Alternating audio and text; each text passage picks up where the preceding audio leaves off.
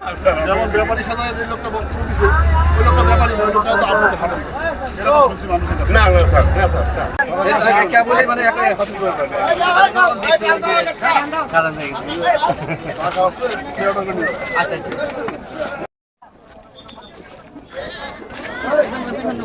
উদিয়াবাড়ি মাঠ, এখানে বিশাল বড় একটা গরুর হাট হচ্ছে এবং পাশাপাশি আপনারা জানেন আমার বড় একটা হচ্ছে, আমি দুইটা হাটই পরিদর্শন করেছি, ব্যাপারীদের সাথে কথা বলেছি, পাবলিকের সাথে কথা বলেছি।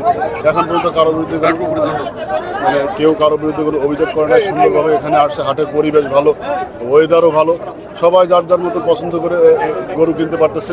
দেখেন যে অনেকে ফ্যামিলি নিয়ে আসছে, ফ্যামিলি নিয়ে এসে যার যার মতন পছন্দ মতন গরু কিনছে, ছাগল কিনছে, ভেড়া কিনছে, কিনে তারা খুব আনন্দের সাথে, আমি দেখলাম বেশ কয়েকজনকে, তারা খুব আনন্দের সাথে মানে কিনতে পেরেছে এবং তারা মনে করে যে তারা তাদের সাধ্য মতন গরু কিনতে পেরেছে এবং পছন্দ মতন গরু কিনতে পেরেছে, কিনে তারা নিয়ে যাচ্ছে এবং তারা খুব খুশি। আমরা চাই যে এই ঈদের আনন্দ সবাই ভাগাভাগি করে নিতে, এবং এই ম্যানেজমেন্টের দায়িত্বে আপনারা আছেন, আপনারা নিউজ করতেছেন, আপনারা সকলকে জানাচ্ছেন যে আমরা সকলে মিলে আমরা ঈদের আনন্দ ভাগাভাগি করে নিতে চাই। এখন পর্যন্ত ছোটোখাটো যেসব অভিযোগগুলো আসছে আপনারা দেখেছেন, অলরেডি আমরা সেইগুলোর ব্যাপারে ব্যবস্থা গ্রহণ করেছি। হাটের বাইরে কেউ যদি কোনো কাউকে ইনফ্লুয়েন্স করতে চায়, কেউ কাউকে মানে কনভার্ট করতে চায় এদিকে গরু আনার জন্য, সেগুলো ব্যাপারে আমরা ব্যবস্থা গ্রহণ করেছি। মহাসড়কের পাশে আসলে হাট বসে নাই, মহাসড়কের ভিতরে এবং তাদের নির্দিষ্ট জায়গা যেই জায়গাতে সিটি কর্পোরেশন তাদেরকে নির্ধারণ করে দিয়েছে সেখানেই হাট আছে এবং সেইটা তারা আইনগতভাবে বৈধভাবে করেছে। নিশ্চয়ই জেনে থাকবেন এই সংক্রান্ত বিষয়ে সাংবাদিককে প্রভাবিত হয়েছে, এই বিষয়ে হ্যাঁ, সেটা আমরা জেনেছি এবং আমরা জানার পরে যথাযথ ব্যবস্থা গ্রহণ করেছি। আমরা সেই আসামি অ্যারেস্ট করেছি, আমরা সেই মামলা নিয়েছি এবং আসামি অ্যারেস্ট করেছি এবং যে পদক্ষেপ গ্রহণ করা দরকার আইনগত সকল পদক্ষেপ নিয়েছি এবং আমরা আরও যদি কোনো পদক্ষেপ নেওয়া থাকে সেটাও আমরা ব্যবস্থা করব। আচ্ছা, এই গরুরহাটে আমরা খবর পেয়েছি মহাসড়ক থেকে ট্রাক জোরপূর্বক আনা হয়, এই বিষয়ে আপনি কি বলবেন?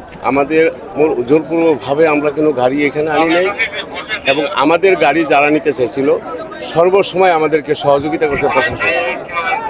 আমাদের গাড়ি কামারপাড়া নামানোর জন্য বহু চেষ্টা করছে।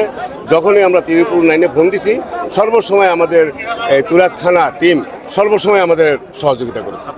বিগত দিন আমি কোনোদিন দেখি নাই যে উত্তরায় 15 নম্বর সেক্টরে বা 18 নম্বর সেক্টরে দুইটা বাজার হয়েছে, আমি দেখি নাই। দুইটা বাজার যদি হইতো তাহলে আমি ডাক ওই সময় ওইরকম করে দিতাম, আমার এই 14 কোটি টাকা ডাক দেওয়ার কোনো প্রশ্নই আসে না। স্যার, এই যে ডিসি স্যার আমাকে অনেক হেল্প করেছে। ডিসি স্যার আমাদেরকে 6 নম্বর ঢাকায় নিয়ে আমাদেরকে সর্বদিক নির্দেশনা স্যার দিয়েছে। আপনারাও আওয়ামী পরিবারের, তারাও আওয়ামী পরিবার, এই যে বিভাজন, এই বিভাজনের জন্য কি দলীয়ভাবে ক্ষতিগ্রস্ত হচ্ছে? আমার প্রশ্নটা হচ্ছে, আপনিও আওয়ামী পরিবারের, তারাও আওয়ামী পরিবারের, এই যে আপনাদের মধ্যে যে বিভাজন, এই বিভাজনের জন্য পার্টি আওয়ামী লীগ ক্ষতি হচ্ছে কিনা? অবশ্যই ক্ষতি হবে, অবশ্যই ক্ষতি হইতে পারে।